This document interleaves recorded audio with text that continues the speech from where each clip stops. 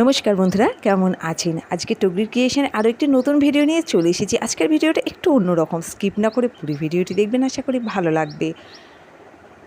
দেখুন, আমি প্রথমেই আমার গোপু সোনাকে একটু পরিষ্কার করে নিয়েছি, যেহেতু রাত্রির ওকে এখন শোয়ান দেবো। তো আজকে ওকে দিয়েছিলাম একটু জিলাপি, সাথে জল, তুলসী পাতাও দেওয়া হয়েছিল, সেগুলো ফেলে দেওয়া হয়েছে, দেখতেই পাচ্ছেন। ওর জন্য লজেন্স, এগুলো সারাদিন ওর খাওয়া, কম বেশি এগুলো তো দিতেই হয়। যাদের বাড়িতে লাড্ডু সোনা আছে আপনারা তো জানেন। এবার দেখুন, ওর জামা কাপড় ছাড়িয়ে এবার ওকে রাত্রিরে শোয়ান দিচ্ছি। যে যেখান থেকে ভিডিওটি দেখবেন, যদি ভালো লেগে থাকে সাবস্ক্রাইব করে পাশে থাকবেন, কমেন্ট করে জানাবেন, আর ভালো লাগলে শেয়ার করে অন্যকেও দেখার সুযোগ করে দেবেন। আর আজকের একটু অন্য রকমের ভিডিও কেমন লাগলো কমেন্ট করে জানাবেন। রোজ রোজ এক ভিডিও দিতে আর ভালো লাগছে না, তাই আজ একটু অন্য রকমের ভিডিও দিলাম। চলুন এবার আমার লাড্ডু সোনাকে একটু আদর করে ওকে শোয়ান দিই, তারপরে বাকি কাজগুলো আছে করতে হবে।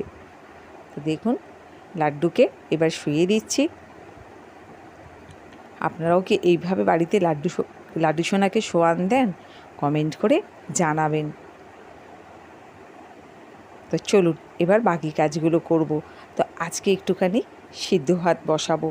তো এখানে আমি চাল নিয়ে নিয়েছি। দেখুন, চাল ধুয়ে গ্যাসে বসিয়ে দিলাম।